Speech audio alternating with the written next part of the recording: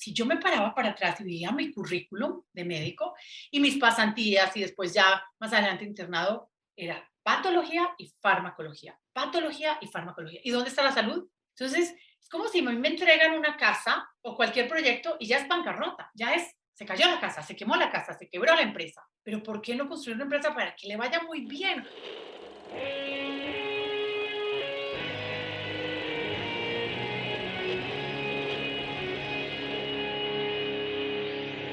Bienvenidos a Volver al Futuro Podcast, donde platicamos con las mentes que nos impulsan a crear el nuevo paradigma de salud y bienestar, conducido por Víctor Sadia.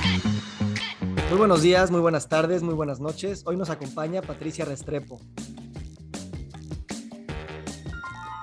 La doctora Patricia Restrepo tiene una licenciatura en química y es médica por la Universidad de Connecticut. Tiene estudios de medicina integrativa, medicina ayurvédica, medicina funcional y medicina ancestral en varias instituciones de Estados Unidos. Es fundadora de Bibun y KIT. Es investigadora y docente y tiene una práctica privada. Pati, gracias por estar aquí. Víctor, todo un placer, feliz de estar aquí en este espacio contigo.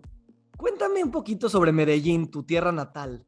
¿Qué es Ah, esa ciudad y cómo han sido tu éxodo de alguna manera de ahí? mira, Medellín, dices Medellín y se me calienta el corazón, me encanta Medellín, es una ciudad espectacular, en mi parecer, una ciudad de un bosque tropical, lleno de gente hermosa, muy calurosa, con una naturaleza desbordante, que desafortunadamente pues hemos vivido etapas muy difíciles y estas han sido las que pues me han ayudado a mí a salir de Medellín en dos momentos. La primera fue en la época literalmente de la guerra de los carteles de Medellín y de Cali, las bombas, los secuestros, las matanzas. Vi una época muy fuerte. Me voy yo de Medellín muy joven a estudiar. Me fui a estudiar a Filadelfia. Entonces, ya sabes, venía de Medellín de una burbujita deliciosa, pues sí con mucha violencia alrededor, pero yo vivía en una burbuja y me voy a estudiar sola a Filadelfia, a una universidad en donde, pues, frío, ¿no? En el norte de Estados Unidos es una ciudad húmeda, fría, pues con estos climas invernales que nosotros en Colombia no tenemos estaciones, entonces era la primera vez que yo vivía este clima. Y la verdad es que pues venía de un muy buen colegio y fui a una muy buena universidad, pero el nivel de inglés, a pesar de yo venir del colegio el americano de allá, pues el nivel de inglés era otro nivel. Entonces se me complicó la vida, Víctor, literalmente, y dije, ¿qué voy a estudiar? Y ya sabes que pues en Estados Unidos, digamos, el sistema de liberal arts, que me encanta, de este artes liberales, pues no estamos tan acostumbrados en Latinoamérica a eso. Y es una manera de pensar bien distinta, que me costó el por qué yo aprender de todo. Y yo aprender de todo, pues era difícil, porque era pensar distinto, que es de lo que más le puedo agradecer yo al sistema de educación americano y este de artes liberales, porque me tocaba incomodar mi cabeza continuamente, ¿no? Y de joven siempre me iba bien en el colegio, porque era buena en las matemáticas, era buena en las ciencias, pues se me hizo, no se me hizo tan retador. En las artes liberales sí se me hizo retador, porque era ponerte en el sitio incómodo. Con la diferencia del idioma, estudiando pues en esta parte del este de Estados Unidos, donde había un muy buen nivel académico y un muy buen nivel de idioma, y de mucha literatura, y de mucha filosofía, y de mucho cuestionamiento constante. Entonces, a pesar de eso, la carrera que me enamoró fue esta parte como de jugar. Para mí era jugar a un rompecabezas. Y esa fue la química orgánica. Era cómo solucionas este rompecabezas, cómo solucionas esta ecuación. Entonces, pues esa fue la primera salida de Medellín. Y mi segunda salida de Medellín, cuando me regreso a Colombia a validar la carrera medicina, que me quería regresar a Medellín otra vez, porque es una ciudad que te enamora, te engancha, o sea, te atrapa. Y yo ya me quería quedar otra vez allá del todo y resulta que empiezan las FARC a ponerse muy fuerte, empiezan las tomas guerrilleras, las tomas de las torres de electricidad, los secuestros, el paseo millonario, la pesca milagrosa, y fue un día en mi consultorio, Víctor, era un lunes, imagínate, lunes en la mañana, 12 citas ese día, el viernes todas confirmadas. 3 personas no llegaron por secuestro ese fin de semana, 3.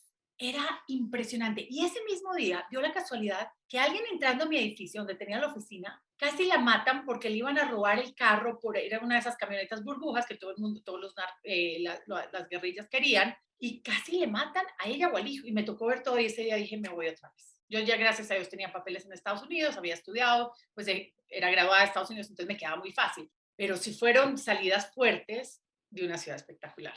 Increíble, ya tendremos que regresar juntos ahí. Sí, Eh, delicioso. y esto me recuerda a dos cosas. La primera, dices, o sea, te das cuenta de los cárteles, la violencia, y es como esta cosa que nos recuerda que nosotros estamos muy determinados por las fuerzas sistémicas que tenemos a nuestro alrededor. Que el tema de uno puede tener mucha voluntad o no puede tener voluntad o fuerza de voluntad, y a final de cuentas hay fuerzas sistémicas que nos llevan. La violencia es una muy fácil de ver, pero también hay otros tipos de violencia social, política, económica, cultural, que nos hacen ser de cierta manera o cambiar de otras maneras que a lo mejor no tenemos muchas opciones, ¿no? Y puede hasta llamarse también como un tema violento. El Total. segundo tema que quiero tocar, porque dijiste la palabra incomodidad dos veces. Uno, pues te fuiste a una escuela de otro idioma y a liberal arts, a esta apertura pues temática y de mundos. Pero también hay, bueno, yo percibo en ti hay un ímpetu en la Patti muy joven en no tenerle tanto miedo a la incomodidad, tanto miedo a, bueno, me voy a salir de mi casa, literalmente, y voy a ir a otro lugar. ¿De dónde viene esa pulsión tuya de, venga, vamos a explorar? Uy, qué buena pregunta, Víctor. Yo creo que viene de dos lugares. Uno, viene de mi mamá. Mi mamá siempre desde chiquitos ha sido una fuerza en toda mi familia de empújate. ¿Qué es lo peor que puede pasar? Vamos, experimentate. ¿Qué es lo peor que puede pasar? No hay nada más grande que tú. Entonces yo creo que eso fue algo que desde chiquita me fue empujando, empujando, empujando de yo sí puedo, ¿qué es lo peor que puede pasar? Pues no lo logro y no pasa nada, ¿no? Esta parte de eso de que no hay nada que sea más grande que tú. Tú eres más grande que cualquier dificultad, tú eres más grande que cualquier incomodidad, tú eres más que eso. Entonces, eso creo que fue un factor determinante desde chiquitica, de cosas en el colegio de, no, sí, haz tú la presentación en el escenario. No, sí, lánzate tú. ¿Por qué no? Estás rico. O sea, hazlo. No es más grande que tú eres más grande que eso. Eso. Y los dos fue las dificultades de crecer en Medellín, de la violencia, de ver que perdimos amigos, de ver que pues habían casas que explotaban y familias que se perdían. Entonces, el vivir en medio de esta dificultad sí creo que te lleva a centrarte en algo en ti, que tú eres mucho más, ¿no? Y que hay mucho más, que la vida es mucho más que pasar un rato rico, un rato difícil, es mucho más que eso. Entonces, se me ha hecho espectacular y te da una gran oportunidad de poderte conocer, de poderte experimentar, de creo que una vida mucho más plena, ¿no? Me encanta. Y en eso dices, vamos a especializar, bueno, vamos a empezar este camino académico en la química. ¿Cómo fue esa decisión? No, mira, a ver, te tengo que ser honesta.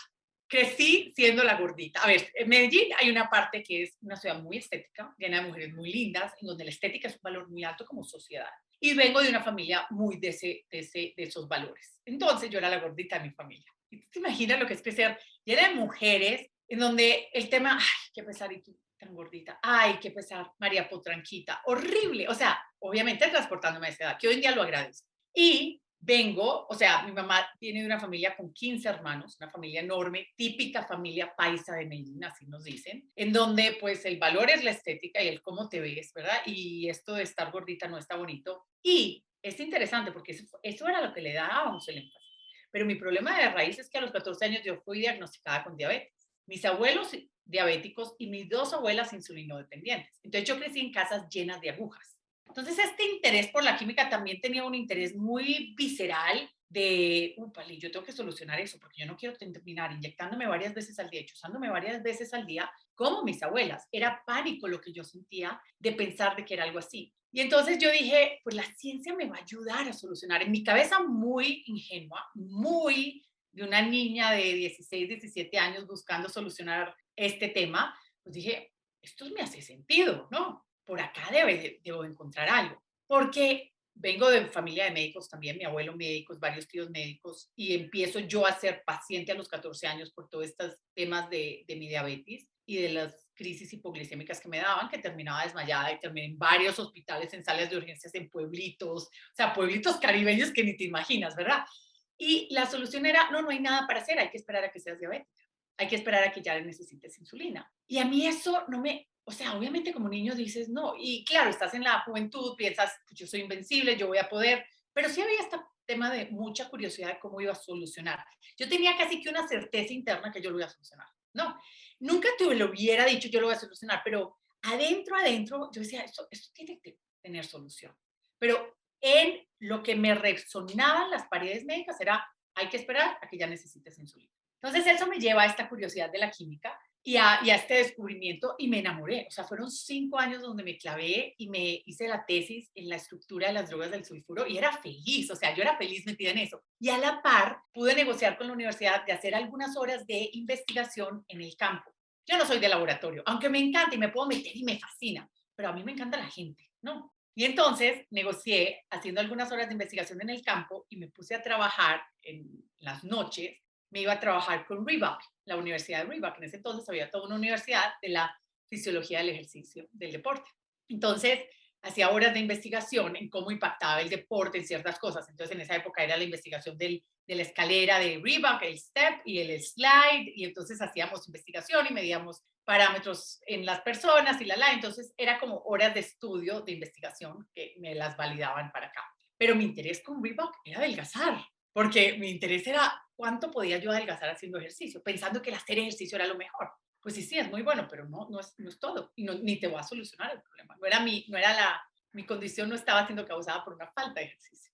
Y bueno, y eso me llevó a toda esta búsqueda en la química y me fascinó. Entonces ya llegó el punto, yo viví en Filadelfia, ya me gradué, hice la tesis, listo, pues me quería quedar en Estados Unidos porque Colombia estaba muy mal y yo quería seguir descubriendo esto, entonces mi lógica era sacar un PhD en química. Entonces me iba a ir a Caltech, a California, y en esas no sé por qué se me metió. Dije, no, lo que yo tengo que estudiar es medicina. O sea, es medicina. No, porque ahora aplicarlo al cuerpo humano. No, porque en la química no lo estoy aplicando, lo estoy aplicando a farmacología, lo estoy aplicando a estructura de formación de moléculas, pero es el cuerpo. Entonces, Reagan era presidente en ese entonces y habían sacado una ley que no podías competir como estudiante extranjero para plazas médicas con americanos. Y eso fue así se me fue desmoronando el mundo. Y entonces yo me iba a ir a España, me iba a ir a Colombia y me decían, no, o sea, mi familia dijo, no, te tienes que quedar en Estados Unidos. Entonces fue de cómo hago, cómo hago. Bueno, contacté 20 universidades, ya sabes, hablando con el perro, el gato, el pájaro y el perico.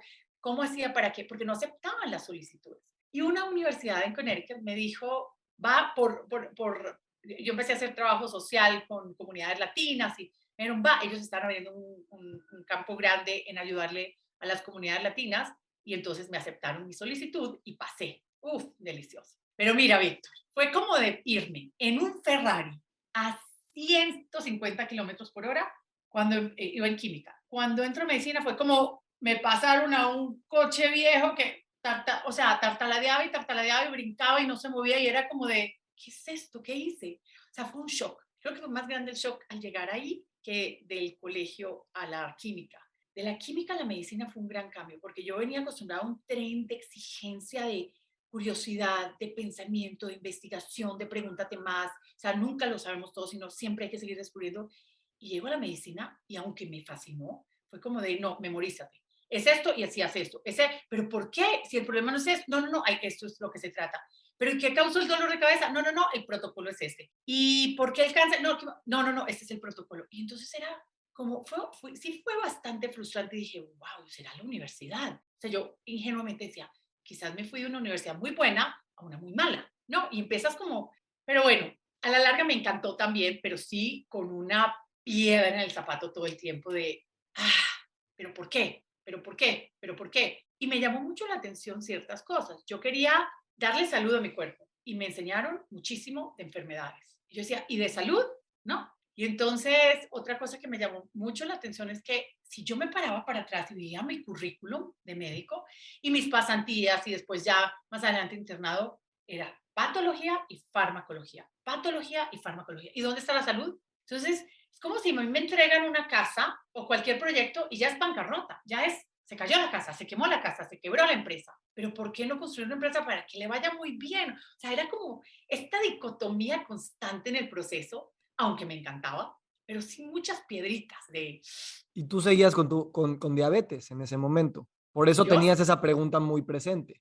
100%. O sea, yo fui mi primer caso de, no, acá me tengo que poner curiosa porque esto no va, o sea, acá no me están dando herramientas para solucionar, me están dando herramientas para manejar un problema.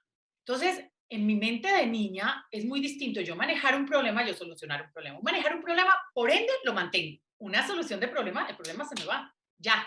Y eso nunca me abandonó durante el proceso. O sea, me encantó descubrir del cuerpo humano, aprender. Creo que la medicina alopática es maravillosa para temas puntuales, agudos, urgencias. No hay nada mejor Creo que es la mejor herramienta que hemos desarrollado para ese tipo de temas. Pero ya cuando se venía mi caso, de yo quería, estaba muy joven, no tenía por qué ya darme la sentencia que insulino dependiente, que fue lo que pasó ya al final de la carrera. En el internado ya llegó ya el momento de insulino dependiente, momento de empezar a inyectarme insulina.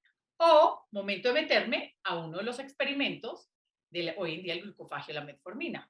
Pero era un experimento. Yo voy a experimentar con este fármaco, una molécula creada por un ser humano que mi cuerpo no tiene un déficit de, no me hacía sentido con mi cabeza de químico. Entonces, ahí empieza este sentimiento visceral a salir de, no, yo tengo que hacer algo, yo tengo que hacer algo, o sea, acá, este es el momento. Y gracias a la curiosidad durante la carrera, ya sabes que pues como estudiante en Estados Unidos te puedes mover muy fácil entre ciudades y ciudades y en esa época la internet no funcionaba, o sea, ahí apenas salía el email. Pero ya te empezabas a enterar de que venía, no sé, este tipo de China a dar un seminario el fin de semana en Boston, y yo me iba. Que viene, entonces empecé a incursionar como curiosa. Nunca me lo validaron en la universidad, me decían que era pura charlatanería, que yo estaba botando mi plata y mi tiempo, pero empecé a meterme mucho en medicinas ancestrales. Entonces en la medicina china, en la medicina tradicional china, en la medicina ayurvédica, en la herbolaria, en las medicinas indígenas, y me daba muchísimo, de esas cosas que te hacían sentido. Yo en esa época no meditaba, yo en esa época estaba todavía pollita, o sea, había oído por mi mamá de la meditación, iba a veces con ella y cosas así, y empecé a ir a centros de también budistas, a veces fines de semana, y me hacía mucho sentido. O sea, esa piedrita que yo sentía en la medicina, con crear salud, no con atender urgencias, sino con crear salud, yo no la sentía con las medicinas antiguas. Había algo que encajaba y me encantaba. Me hacía sentido a nivel muy visceral, como si lo pudiéramos llamar casi que en esa inteligencia que tienes pero que no la reconoces, ¿no? Me hacía sentido. Entonces ya cuando se llega en el momento de que yo me iba a tener que inyectar insulina o meterme en este experimento, pues dije, paréntesis, voy a sacar un año sabático, en mi cabeza era un año, me voy a ir a estudiar a un programa que abrieron temporalmente, que cerraron por presiones políticas. Me fui a Washington a estudiar medicinas antiguas. Bueno, me dijeron, estás perdiendo toda tu carrera, estás botando a la basura todo este esfuerzo, es charlatanería, es quackery. Y dije, pues los voy a ensayar, ¿no? Y me fui así de un ensayo, sí, una aventura arriesgado, sí, pero había algo en mí que me decía que sí. Y mira, Víctor, al principio sí pensé que era charlatanería. O sea, yo llegué, imagínate venir de New England, de este tren de pensamiento tan estructurado, tan estricto, todo me lo tienes que presentar con estudios validados, double blinded, placebo control studies, todo tiene que ser avalado y avalado y avalado. Y llego acá, la mayoría de los profesores eran de otras partes del mundo, muchísimos asiáticos, algunos de los países árabes, interesantísimos. Entonces eran clases en donde nos juntamos en Washington y bien interesante porque era muy distinto. El ambiente era mucho más relajado, la mayoría de la gente sí meditaba, la mayoría de la gente cuidaba su alimentación, la mayoría de la gente tenía una práctica espiritual. O sea, y a pesar de ser de líneas distintas, no, era como un común denominador. Y yo los miraba como con una, ya sabes, con esta incertidumbre de, ¿será que sí metí las patas acá y tiré toda mi carrera al bordo? Y en una clase no se me va a olvidar, yo química, llega y dice un asiático con su acento, ¿qué es lo que le hace falta a un paciente hipertenso? ¿Qué es lo que le hace falta? ¿Qué es lo que le hace falta? Bueno, ahí, la sal. Y yo dije, úpale, estoy en charlatanería. ¿Qué es eso? ¿Cómo le van a dar sal a un paciente hipertenso? O sea, ¿cómo? Y ahí sí dije, empecé a pensar, ¿cómo voy a hacer yo para retrocederme? ¿Qué hago? ¿Cómo? Cuando de pronto fue como un baldado de agua fría que me cayó, de que la sal que nosotros llamamos sal no es sal. Son dos minerales altamente procesados, adulterados totalmente. La sal, por definición, son los minerales de la tierra. Exacto. ¿Qué le hace falta a un paciente hipertenso? Generalmente son los minerales de la tierra, no cloruro de sodio, los dos minerales que hoy en día le hemos convertido. Fue como baldado de humildad, de báñate de humildad, niñita, porque tú como química, que te crees tan química, ni siquiera te habías preguntado qué era la sal. Cloruro de sodio es cloruro de sodio, pero eso no es sal. Entonces fue, claro, si solamente le das dos minerales, desbalanceas todos los sistemas del cuerpo. Fue de, uy, y me empezó a hacer así el cassette de revoluciones y a dejar entrar información porque estaba maravillada.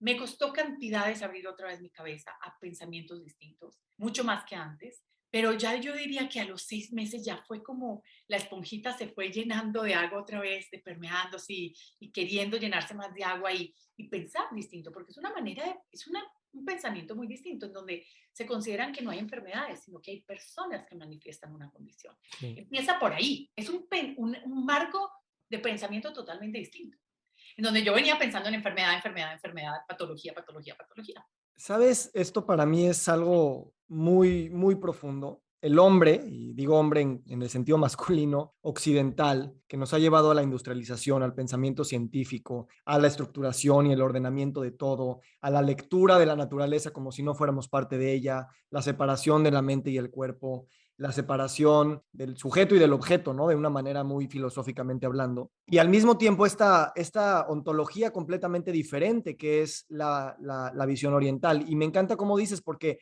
si bien tenemos todos estos edificios y coches y drogas y rayos X y todas las bonanzas de la tecnología que hemos logrado, me encanta que dices, hay una piedra en el zapato que no se siente bien. Y yo creo que eso por eso también nos ha acercado mucho a las filosofías orientales, que si bien tienen menos rigor académico y menos estructura, tienen un sabor y tienen una atracción que también recibimos nosotros los latinoamericanos, que tenemos una riqueza en nuestras culturas preoccidentales, precoloniales, y entonces yo creo que me dices, es muy difícil para mí abrir mi cabeza para nuevas ideas, pero te voy a decir cuál en tu caso y en el mío siempre es la llave, y es el espíritu, es la emoción, es que tú te estabas transformando emocionalmente con algo que conectabas y entonces tu cabeza se puede reestructurar porque estás conectado con algo que siempre pensabas que estaba desconectado. Entonces de repente es como cuando descubres la yoga por primera vez o el tai chi o cada quien tiene la suya, no sabes bien por dónde porque no hay mucha explicación. Y creo que eso es algo muy cañón que no solamente ahorita vamos a hablar de temas de medicina y cómo esto aplica, pero en términos de nuestra concepción de qué se siente ser nosotros mismos en la vida, este recasamiento a los ojos de un hombre o de una mujer occidental, pero de alguien que nunca lo separaron de alguna manera, pues es que siempre ha sido así y ustedes se confundieron, no nosotros, ¿no? Entonces, gracias por esta hermosa descripción, porque como dices, la sal es la sal de la tierra, es algo que todavía secuestramos el lenguaje como si nosotros somos los únicos que podemos hablar de lo que son las sales de la tierra, ¿no? Entonces, ¿cómo ahí quiero tejerlo con esto? ¿Cómo tú que te encuentras con otro sistema y que oyes a gente que está meditando y gente que está haciendo estas cosas y que al mismo tiempo está haciendo medicina y dices, wow, a lo mejor yo también puedo encontrar a esta Patty porque no hay otra y tomar lo mejor de ambos mundos con todas las revoluciones internas y externas que eso pueda traer? Totalmente. Mira, a mí había algo que me llamaba mucho la atención. O sea, habiendo vivido tantos años metida en hospitales en New England, con este rigor, este ritmo acelerado, gente sí súper exitosa en lo que hacían, a los cuales yo admiraba cantidades. Me voy a este otro mundo donde es otro paso, es más la conexión contigo mismo, con la comida, con la meditación, con tu vida espiritual. Nadie en la medicina me habló de la vida espiritual, o sea, y era, yo lo miraba en esa época todavía mucho más joven que hoy en día, lo miraba así como con miedito, como con cautela, pero con una curiosidad. Y yo sí te puedo decir, si yo era honesta conmigo mismo, ¿a quién veía yo con más congruencia? A este lado nuevo, a este lado antiguo, no nuevo, antiguo, pero nuevo para mí. ¿A quién veía yo con más satisfacción de vida?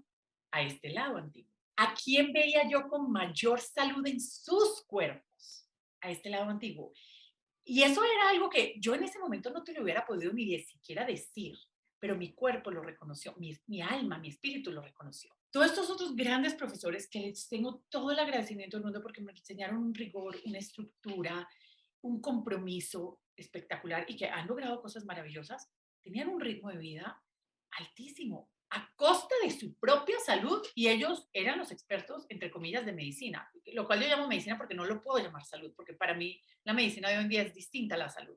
Entonces, sí, muchísimos logros académicos, muchísimos logros profesionales, pero una calidad de vida de ellos mucho menor, con una calidad de salud de sus cuerpos mucho menor, con casi todos ellos tomando múltiples fármacos. Y me llamó mucho la atención que en estos otros profesores el uso de fármacos era rarísimo, porque él tuvo muchas conversaciones con ellos. Y el uso de fármacos era algo que se consideraba como una etapa mucho más adelante en el camino antes de explorar muchas otras opciones. Y que la salud era mucho más que un tema solamente físico. Entonces, eran muchísimos antagonismos y muchísimas dicotomías que yo veía.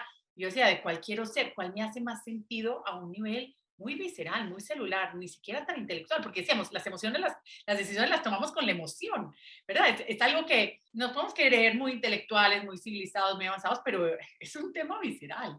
Y esto fue después de ese baldado de agua de humildad, de la sal y de la hipertensión y de los minerales, fue, wow, estoy anonadada con esta sabiduría. Porque era un tema de sabidurías ancestrales. Acá nadie se está adueñando de la información.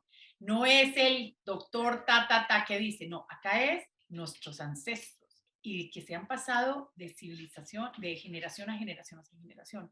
Y es gracias a la tierra, gracias a la observación, gracias a la naturaleza, gracias al viento, gracias al sol. Y era, antes si yo no hubiera podido decir estas palabras, hoy en día cada vez le tengo más respeto y admiración a eso. Y agradecimiento a nuestros ancestros que pudieron tomarse el tiempo de observar, de ver, de aprender. Entonces casi que fue un tema de, sí, lo que hoy en día nos gastamos millones de dólares en hacer estos estudios controlados, con placebos, con controles, que se requiere inversiones grandísimas. Anteriormente, con la observación, el tiempo en la naturaleza y la intuición, lo aceptábamos. Hoy en día no, hoy en día es un tema, este batalla constante con eso. Entonces era casi que trabajar con la naturaleza versus trabajar contra la naturaleza, en cierto modo. Sí. Porque no, yo creo, y aunque el diccionario no lo acepta así, yo creo que nosotros sí somos parte de la naturaleza. Ujú, Aunque en el diccionario nos separan de la naturaleza. Que ujú, me quedé aterrada cuando vi eso porque no lo podía, como ujú, que esto me hace sentido visceral, esto me hace ujú. sentido casi que celular en mi cuerpo animal, ¿no? Sí. Entonces, Eh, y me cambió tanto la vida a mí, Víctor, que ya una vez que dejé entrar esta información, me regresó muchísimo mis aprendizajes de la química y a la experimentación con la mm, química. Y en menos de un año reversé mi diabetes 100%. La insulina de manejarse en los 18, 20, empezó a manejarse en 4, 5 consistentemente, sin ya ningún pico insulínico, ya hiper o hipo.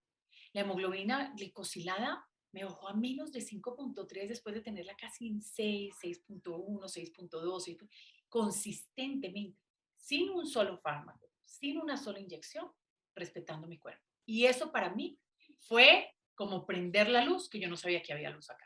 Esto de que dices de que el hombre está separado de la naturaleza, sí es algo muy de la cultura occidental. Lo puedes pensar desde la revolución científica cartesiana, del Renacimiento. El hombre está separado de todas esas cosas. Y desde la Biblia, ¿no? Desde la Biblia de judeocristiana islámica, de tú estás por encima de la naturaleza y tienes que controlar y someter la naturaleza a tus necesidades. Entonces, es de alguna manera triste cuando, o sea, nosotros vemos a los árboles y decimos, ah, pues está el árbol, a ver de qué me puede servir, que realmente los árboles son nuestros pulmones de alguna manera, ¿no? Y hay mil metáforas, así como mil realidades, ¿no? De hecho, te quería tocar el tema, y ahorita es buen momento, del tema de la microbiota, ¿no? O sea, tenemos una simbiosis, somos mucho más bacterias y hongos de lo que somos células humanas, no con este paradigma de que tenemos que controlar también a las bacterias y los hongos. Es esta manera de separación y de dominación que pues no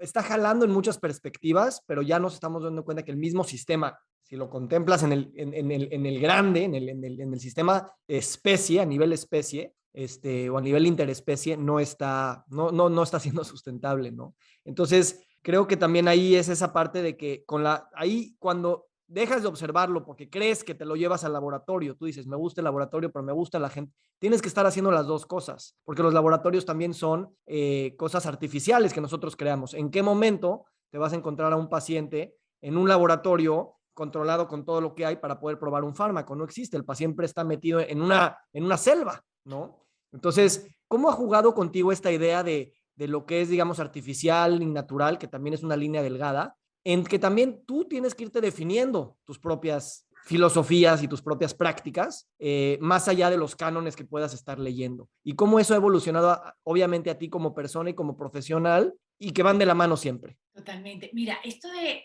artificial, natural, de la microbiota, de que somos más bichos que seres humanos, de el querer controlar todo. Yo creo que mi caminar en eso ha sido interesante porque en algún momento en mi carrera, o sea, y obviamente mi carrera tiene etapas bien distintas, ¿no? De evolución. Cuando estaba metida 100% en la alopatía es, tú controlas, tú sabes más, tú manejas el cuerpo, tú manejas el bicho, tú controlas esto, tú microadministras el cuerpo, ¿verdad? Cuando das un paso atrás, empieza mi carrera de evolución propia de mis procesos de sanación, que hoy en día, imagínate, la semana pasada estaba en Phoenix con varios científicos, estaban presentando varios reportes de las investigaciones de este año, que me fascina, o sea, desde estas partes. Uno de los reportes que presentaron es que hoy en día hay un reconocimiento que las células, así como tienen un mecanismo de degeneración, tienen un mecanismo, te lo voy a decir en español, perdón, salugenesis, o sea, de generación de salud. Y es un mecanismo que nosotros activamente bloqueamos muy joven de crear salud, porque esto me hacía sentido, porque la química de la naturaleza con la que evolucionamos es la que la química de mi cuerpo reconoce versus la química sintética. Entonces yo diría, la química de la naturaleza sería eso natural. La química sintética, lo que nosotros hacemos, sería lo artificial. Entonces mi cuerpo no puede reaccionar igual como un organismo primitivo, poniéndolo muy sencillo, a un ingrediente que conozco toda la vida a un ingrediente que no conozco toda la vida, que es nuevo. Por mecanismos de acción son totalmente distintas la manera como recibo estos dos tipos de moléculas. Entonces, en este momento que yo empiezo a tener esta transformación, que es reverso mi insulinoresistencia, reverso mi diabetes, fue wow, hay algo en el cuerpo muy sabio, porque yo no microadministré mi insulina, yo no microadministré mi glucosa, yo no microadministré mi colesterol, yo no microadministré mis triglicéridos, yo no microadministré mi presión arterial. Fue como todo lo contrario, fue mucho más fácil que lo que yo hacía con mis pacientes. Fue dar un paso atrás y dejar que el cuerpo hiciera lo que sabía hacer, enfocándome en el ambiente, con lo que empezamos a hablar. Somos dependientes de nuestro ambiente, yo no me puedo aislar de mi ambiente. Entonces, en gran parte, mi ambiente es lo que como, en gran parte mi ambiente es lo que pienso, en gran parte mi ambiente también es la información que le estaba dando mi cerebro. Porque yo venía dando la información de microadministración, microadministración, microadministración, en donde eso me lleva a que pues somos mucho más que mecanismos que controlo. Y entonces acá en este reconocimiento hoy en día de los bichos, pues es que somos uno con los bichos. Yo no me puedo aislar de los bichos. Y esto de que anteriormente pensamos que bacteria, mátala porque es un enemigo. No, no son nuestros enemigos. O sea, nunca antes habían sido nuestros enemigos y vivimos muchos años. Porque ahora son todos enemigos y queremos controlarlos a todos. Entonces, ¿qué tal si no se trata de nosotros controlar? No, se necesita humildad, yo creo que para eso. ¿Qué tal si nosotros no sabemos todo? Y siempre podemos seguir aprendiendo. Y la naturaleza es nuestro gran maestro.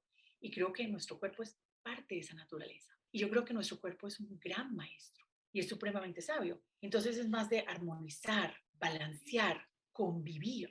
Y esta parte de los bichos, úpale, ¿cómo hay adversidad en el mundo con esto? Porque, pues no, matémoslos, no, vayámonos a la guerra. Entonces, con muchos de mis estudiantes es, ¿qué tal si no se trata de pelear, sino de negociar, de conciliar? Y juntos llegamos a un mucho mejor resultado. Y yo creo que en el cuerpo humano también se trata de eso. O sea, en la gran mayoría de los casos. Puede que hayan excepciones, como todo, ¿no?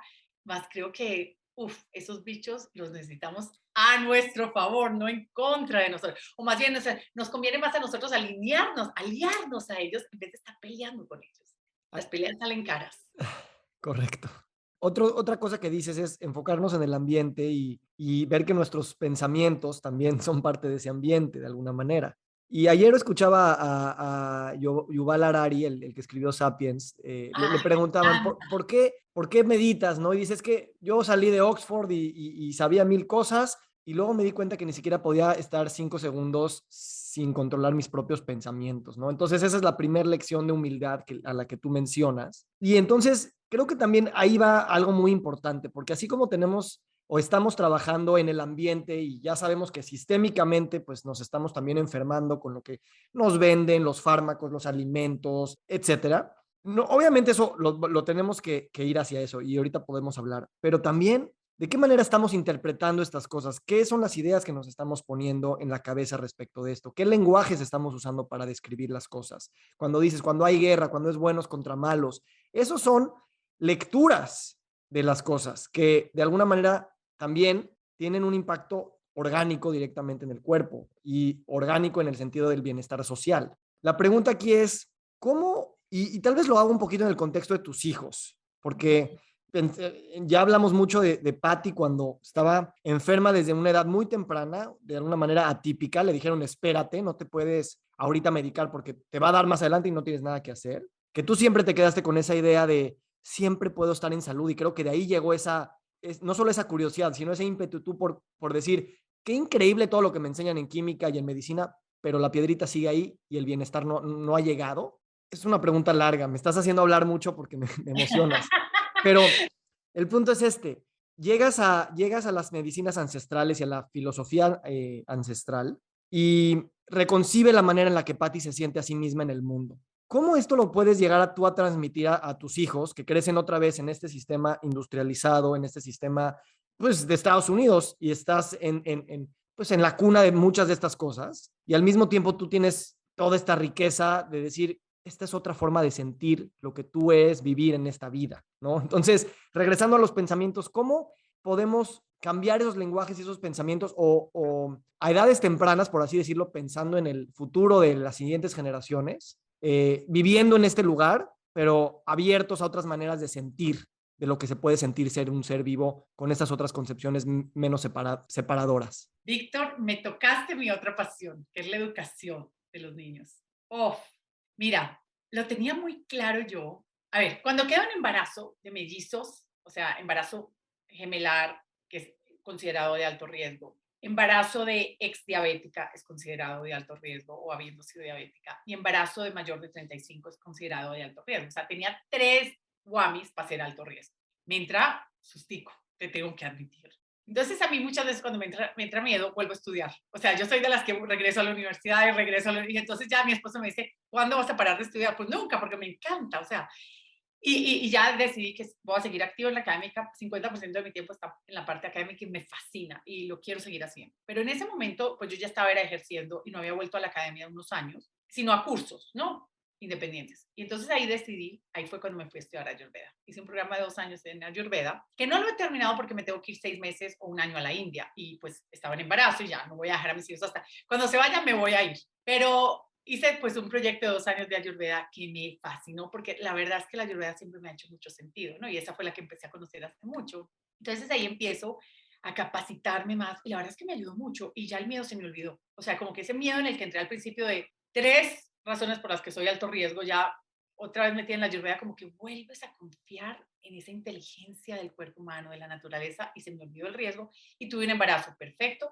Llegué a 5 días antes de la fecha de término, o sea, increíble. Gemelar, nacieron espectaculares, gracias a Dios tengo 2 niños perfectos, muy llenos de vida y de salud, que nunca en su vida han necesitado un fármaco.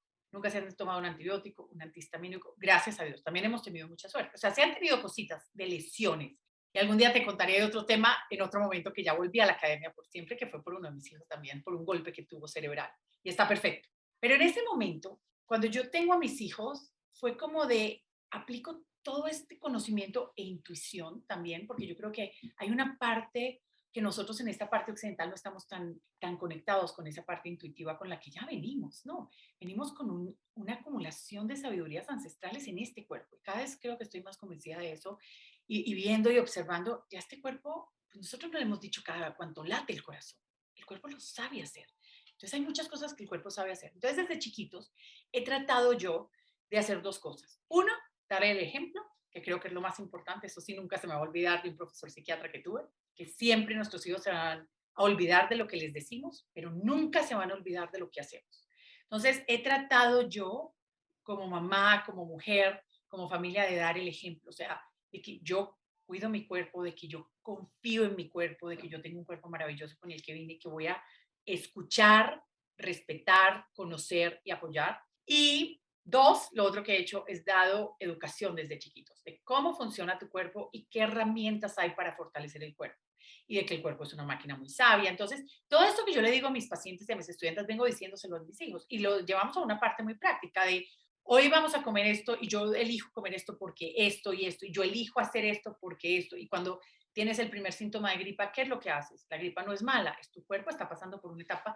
Y entonces, siempre con el, digamos, tratándoles de ellos, de despertar la curiosidad de ellos con su mismo cuerpo, de construir una relación de ellos con su mismo cuerpo, porque creo que no hay nadie más que conozca nuestros cuerpos mejor que nosotros mismos, que eso es algo que también en nuestro sistema occidental, pues no, alguien más sabe más de tu cuerpo que tú, y alguien va a decidir por tu cuerpo, no tú. Y eso también hace mucho ruido, de que Tú vas al médico una vez al año, una consulta, bueno, depende de dónde estés, en Estados Unidos era hasta de 15 minutos, no, de 15 o 20 o 30 o una hora, y esa persona te va a decir qué hacer y las decisiones pueden repercutir en el resto de tu vida. Pero espérate, pero esa persona no vive contigo, ni te conoce todos los días, ni conoce tu ambiente, ni, ¿verdad? Entonces, quiero cultivar en ellos esta relación de ellos con su propio cuerpo y que ellos puedan elegir y que con información y educación, no, y conocimiento de su cuerpo. Entonces, creo que ese ha sido algo que he tratado de hacer desde chiquitos, de pasarle esto y de tener muy presente de que yo soy la que estoy dando el ejemplo acá.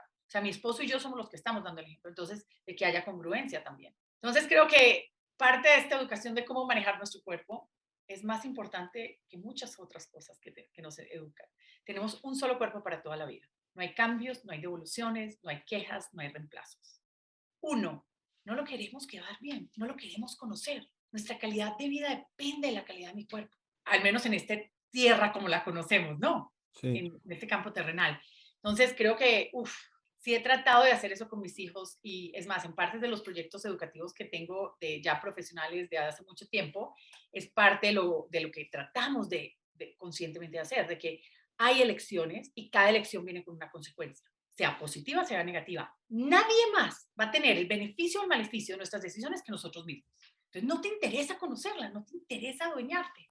Y sabes que, de hecho, te escuché en una entrevista platicar un poco la historia de tu hijo con el golpe. Y yo lo que te quería preguntar es, o sea, ¿cómo ayuda y cómo despierta esa curiosidad para poderlo ayudar cuando te dicen, está bien, está bien, está bien, pero tú sabes que no es el mismo? ¿Cómo ayuda a estar tan cerca de tu hijo y también cómo perjudica estar tan cerca con tantas emociones que tienes por cuidarlo? Y lo pregunto más en el contexto de si, sabes, en este podcast hablamos, nos atrevemos y nos con mucha humildad y respeto, pero también con mucha ambición y con cabeza de soñadores, cómo avanzar los paradigmas hacia adelante. O sea, estamos pensando que así como nos aproximamos a nuestros hijos, que, o sea, es algo completamente instintivo e intuitivo el cuidar. Pues el mundo, nosotros estamos intrínsecamente ligados a él. Ya dimos el ejemplo de la naturaleza, el ejemplo de la microbiota, el ejemplo de los bichos. Somos eso y la misma cosa. También ellos son nuestros hijos y nosotros somos los hijos de eso. Entonces, esa emoción que al mismo tiempo es difícil porque incluye posibilidad de sufrimiento y posibilidad de muerte, al mismo tiempo también es el motor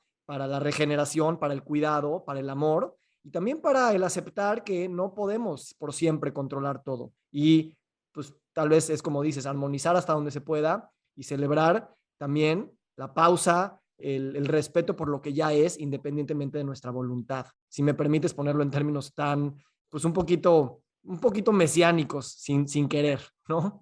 Totalmente, totalmente. Sí, y con los hijos hay parte de, uno de los procesos es ese reconocimiento de que pues no son nuestros, ¿no? Y no soy yo. Más creo que como padres no hay nada, yo a nada le tenía más miedo, le he tenido más miedo que le pase algo a uno de mis hijos, ¿no? Es como de, y cuando le pasó era como una nube que no se iba y me dolía hasta la piel del miedo que yo sentía.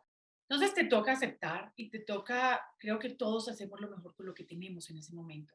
Entonces una cosa, una parte fue la parte aguda, las semanas agudas y los meses agudos, pero ya después de que pasa esa etapa aguda de hospitales, de transferencia de hospitales, de intervenciones, y ya salimos y ya todo está bien y tú ves que tu hijo no es el mismo y tú ves que tu hijo pues tiene tics que antes no tenía y tu hijo tiene problemas de aprendizaje que antes no tenía, dices, bueno, vamos a llevarlo de un neurólogo. No está perfecto, todos los encefalogramas perfectos, 8 neurólogos, todo perfecto.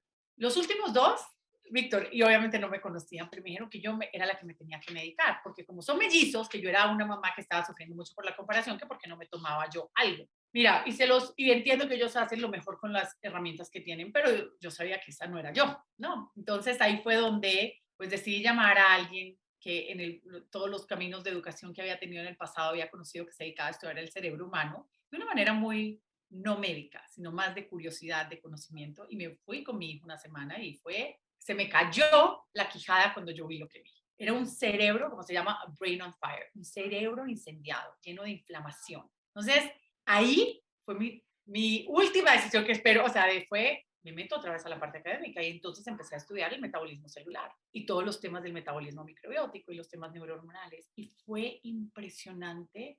O sea, lo que yo vi con ese hijo en menos de 3, 4 meses, reversarse los temas neurológicos que el niño estaba teniendo y los temas de aprendizaje fue impactante. Y yo no podía creer. Y otra vez fue como esta reconfirmación. Es que el cuerpo es la naturaleza y la naturaleza es parte del cuerpo. Fue como el cuerpo sí está hecho para estar sano. Y hay que mirar el ambiente, porque pues ningún animal puede vivir fuera de su hábitat. Mi hijo, al atender los temas que estaban manteniendo la inflamación celular cerebral, fue como así, ¡pup, pup, pup, pup, pup, pup! Un 99% mejor. Hoy en día, él quedó con algunas tendencias muy mínimas que él ya sabe manejar y él aprendió a manejar su cuerpo. Y es uno de los clientes de los calditos digestivos más grandes que hay porque ellos mismos, mis hijos mismos piden los caldos como una manera de manejar su cuerpo. Entonces, cuando uno, yo ya sé cuando alguien se levanta con señales de gripe o algo porque lo oigo que lo que quiere desayunar son los calditos y lo quiere completo, no quiere el shot, quiere el caldo completo y entonces, y ya tienen 14 años y ya a veces hacen hasta ayunos de días de caldo cuando se están sintiendo o que comieron mal, ahora acaban de llegar de un viaje que se fueron a trabajar con el papá y entonces trabajaron y comieron a lo gringo en Alabama, como Southern, me imagino, no quiero ni ver, pero llegaron a pedir caldos y comen los caldos, o sea, digo, wow, entonces este hijo, el que tuvo el golpe cerebral, fue una gran herramienta el sanar la parte intestinal, que ojo, eso nunca lo aprendí yo en la medicina y obviamente los neurólogos tampoco lo tenían, pero en los conocimientos más ancestrales lo teníamos. Nuestro intestino es la base de nuestra salud. Entonces, este hijo logró reversar eso y la verdad es que, pues, es otra vez ese reconocimiento de la bondad de nuestro cuerpo. Y ese balance, es increíble lograr ese balance. Y cada quien creo que fue un gran aprendizaje para él conocer su cuerpo mejor, ver cómo su cuerpo sí se puede sanar y se puede mejorar, y ver también cómo él es partícipe en el lesionarlo o sanarlo, porque todos estamos vivos. Entonces, todos con todas nuestras decisiones estamos activamente sanando y mejorando o lesionando y empeorando nuestro cuerpo. Entonces, con cada decisión, con cada bocado, yo me acerco más hacia mi meta de salud o me alejo más de mi meta de salud. Y eso nos aplica a todos. Solamente que hoy te puedo decir en retrospectiva qué maravilloso proceso el que él también vivió con su cuerpo. Y su hermano le tocó verlo. Entonces también aprendió. O sea, todos en esta familia también nos beneficiamos de. Gracias. Y para ir cerrando, me gustaría preguntarte esto a los ojos. Dos preguntas más. La primera, a los ojos de tus hijos, ¿no? Es difícil ponernos a los ojos de ellos, pero que tienen a esta mamá no convencional de alguna manera y están yendo a una escuela y a un sistema, ¿cómo ellos ven estas contradicciones que hay en el sistema alrededor, en la cultura, en la manera de producir, en la manera de comprar, en la manera de alimentarse? ¿Y cómo crecer sin una idea precisamente de buenos contra malos, de estos cuates nos quieren enfermar? O sea, yo no creo que el activismo del futuro es un activismo de derrocar y de revolucionar a golpes, sino de despertar otras narrativas. Y me pregunto cómo los hijos que ven que nosotros estamos viviendo esas contradicciones y no tampoco sabemos qué hacer, y a veces culpamos y a veces nos victimizamos y a veces sacamos las armas, pero que no sé si queremos dejarle eso a nuestros hijos. ¿Cómo es en tu caso esta narrativa y cómo los ves a sus ojos de pues, vivir con estas contradicciones que son inherentes? Totalmente. Mira, hasta mis hijos son los que me llaman a mí la atención a veces en incongruencias mías. Porque yo fui formada muy convencionalmente, ¿no? Muy convencionalmente. Creo que mis hijos están siendo formados de esta manera más alternativa y es más, los acabamos de sacar del sistema académico convencional. Nos fuimos con una ruta después de la pandemia totalmente alternativa y estamos haciendo una educación personalizada, ya que cada uno según sus intereses, pero conviven con el mundo, van y juegan tenis en la academia, o sea, hacen muchas cosas con el mundo y desde chiquitos ellos siempre me han dicho con amiguitos que los ven enfermos, que siguen, que están todos los días tomando otra medicina nueva o que los tienen enfermos. Me decían, mami, pero diles, ayúdales, mami, pero mira, o sea, y entonces, pues sí tratan ellos de tratar de ayudar y me dicen a mí que les ayude y pudieran si tuvieran un ambiente distinto. Y una de las cosas que a mí me llamó, estaban mucho más chiquitos, y una vez necesitaba yo una firma de estatura, de edad, de peso para ingresar a una academia, entonces lo tenía que firmar una pediatra, yo no soy pediatra y no podía ser la mamá. Entonces los llevo, busco a alguien que le hiciera el típico examen físico, me firmara. Mira, Víctor, salimos de donde la pediatra y uno de mis hijos se voltea y me dice, mamá, eres hipócrita, estaban chiquitos, hipócrita, y tú sabes esta palabra, sí, cuando dices mentiras. Y yo, ¿y qué mentira te dije? ¿Cómo nos llevas a una doctora que se ve enferma? Ella no puede ser doctora de salud. Mi hijo chiquitico dijo, deja de ser tan hipócrita. Me quedé, Víctor, así de, ¿cómo ella sabe de salud si no se ve nada sana? Chiquitos, ¿verdad? Entonces eso, y es parte de. Entonces yo creo que dejarles a ellos esa curiosidad, esa fe, esa relación con ellos mismos, con el cuerpo humano, esa capacidad de observar, de cuestionarse, de preguntarse. Porque sí, crecemos todos en un sistema en donde te venden. En Estados Unidos es legal venderte fármacos en la televisión. Tú prendes un canal de televisión y el 70% de las propagandas son fármacos. Y hasta dirigidas a niños, a jóvenes, dices, wow, entonces sí que estamos en ese sistema. Más lo que he hecho es volverlo tema de conversación en la casa. ¿Tú por qué crees? Y preguntarnos y tratar de explorar en ese sentido, porque yo creo que yo también me equivoco mucho, ¿no? Y es como, bueno, mis hijos sí que me muestran, ¿no? Los hijos después empiezan a ser, digamos, esos buenos mentores y buenos profesores para nosotros. Pero el dejarles a ellos esa curiosidad, esa relación con el cuerpo humano, con la naturaleza, esa capacidad de observar, ¿no? Me encanta, Pati, gracias. Para cerrar, quisiera preguntarte, eres una persona muy curiosa y también una persona que ha logrado muchas cosas, ¿no? Un currículum extenso, empresas, tu práctica. ¿Qué expectativas tienes para el futuro y cómo te relacionas con estas dos fuerzas, la de vamos a echarlo, vamos a aventar todo, vamos a cambiar el mundo, y también con esta humildad tan característica de decir, ya soy abundante y tampoco puedo cambiar todas las cosas y estoy bien por celebrar lo que estoy haciendo? ¿Qué sigue para ti y cómo te relacionas con esos planes hacia el futuro? Ay, mira, creo que tengo esta mente soñadora también como tú y un corazón soñador de quiere mejorar. Yo creo que soy de esas personas que creo que no importa dónde estés, siempre podemos algo mejor.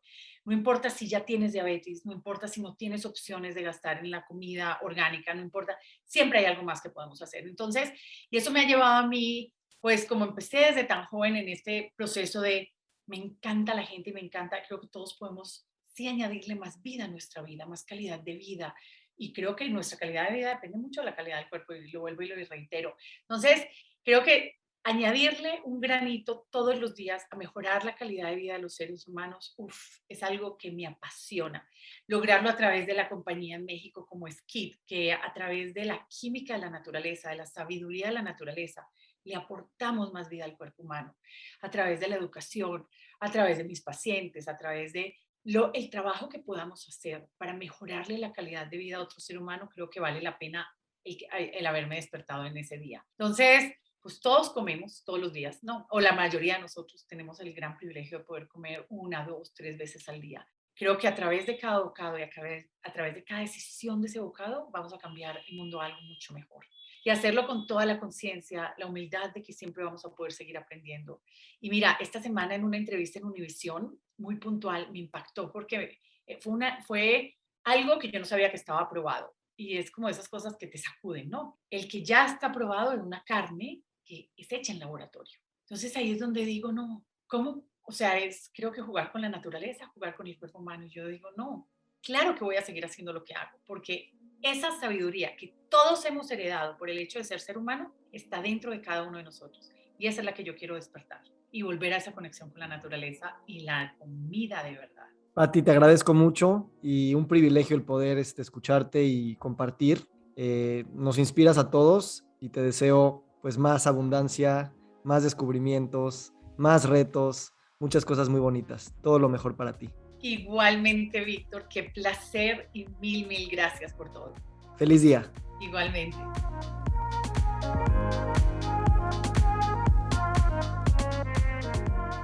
Nos encantaría recibir tu retroalimentación de estos podcasts para continuar generando contenidos que te sean útiles e interesantes. Si puedes, déjanos un comentario en la página web victorsaadia.com.